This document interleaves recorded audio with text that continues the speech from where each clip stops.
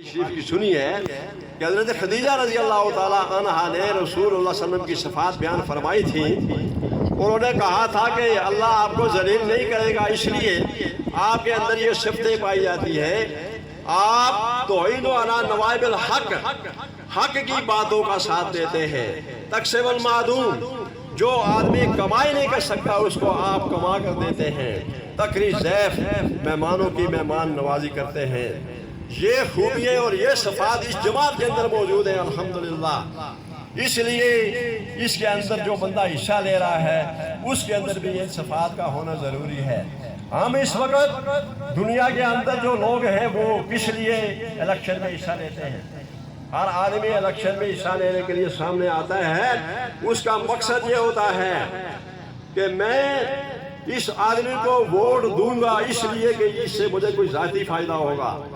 جب کسی آدمی کا یہ نظریہ ہو، مسلم شریف کے اندر حدیث موجود ہے، رسول اللہ صلی اللہ تعالیٰ علیہ وآلہ وسلم فرماتے ہیں وہ تین آدمی جن کو قیامت کے دن جن کی یہ سزا ہے کہ لا ینظر اللہ الیہم، اللہ ان کی طرف نظر رحمت سے دیکھے گا نہیں، ولا یزکیہم، ان کا تزکیہ نہیں کرے گا، ولہم عذاب الیم، ان کے لیے دردناک عذاب ہے۔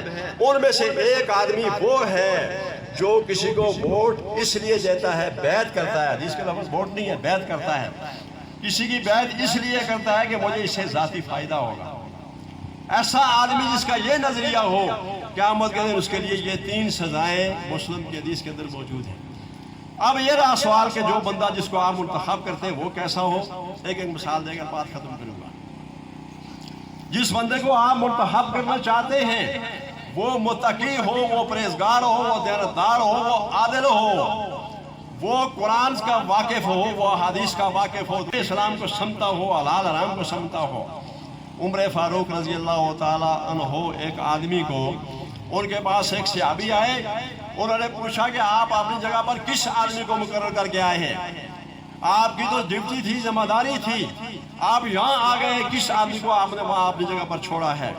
انہوں نے فرمایا کہ میں نے اپنی جگہ پر ایک غلام کو چھوڑ کر آیا ہوں، غلام کو۔ انہوں نے کہا کیوں آزاد آدمی نہیں ملتے، غلام کو چھوڑ کر آئے ہو؟ فرمانے لگے غلام کو اس لیے چھوڑا ہے کہ میرے نزدیک کان وقافن لکتاب اللہ، وہ اللہ کی کتاب کو سب سے زیادہ سمجھنے والا ہے۔ ہم یہ اس بات کو سمجھتے ہیں کہ کیسے آدمی کا انتخاب کیا جائے۔ یہ شریعت اسلامیہ ہے، ہم مسلمان ہیں، ایک مسلمان ملک کے اندر ہم رہتے ہیں جس کی بنیاد لا الہ الا اللہ کے اوپر ہوئی ہے، لہذا ہمیں انتخاب بھی اس قسم کے انسان کا کرنا چاہیے۔ یہ قیامت کے دن ہم سے پوچھا جائے گا، اور پھر جو بندہ سلیکٹ ہو کر آ جاتا ہے، کامیاب ہو جاتا ہے، وہ اس کو قوم کا خادم بننا چاہیے۔ سید القوم خادمہم، وہ قوم کا خادم نہیں رہتا، وہ تو بڑا سربراہ بن جاتا ہے، اور اس کی ملاقات کے لیے پھر لوگوں کی سفارشیں کرنا پڑتی ہیں، اور بڑی مشکل کے ساتھ اس کی ملاقات ہوتی ہے۔ یہ ایسا تو نہیں ہونا چاہیے۔ اس کو قوم کا خادم تصور کرتے ہوئے اپنے آپ کو لوگوں کے سامنے پیش کرنا چاہیے، اور لوگوں کی جو مشکلات ہیں ان کے حل کرنے میں اس کو مدد کرنی چاہیے۔ یہ ووٹ امانت ہے۔ دیکھیے اللہ کے پیغمبر کی حدیث ہے، صحابی آئے، انہوں نے پوچھا یا رسول اللہ قیامت کب ہوگی؟ فرمایا کہ اذا ضیعت الامانہ، قیامت اس وقت ہوگی جب امانت ضائع کر دی جائے گی۔ پوچھا امانت ضائع کس طرح ہوگی؟ فرمایا امانت کا ضائع کرنا یہ ہے کہ اذا وشد الامر الی غیر اہلہ، ایسے لوگوں کو دنیا میں منتخب کیا جائے گا، ایسے لوگوں کو سربراہ بنایا جائے گا جو سربراہی کے مستحق نہیں ہوں گے، جو سربراہی کے حقدار نہیں ہوں گے۔ یہ امانت کا ضائع کرنا ہے۔ اللہ فرماتے ہیں کہ لوگوں، جس آدمی کی جو امانت ہے، جو امانت کا حقدار ہے، وہ امانت اس کے حوالے کی جائے۔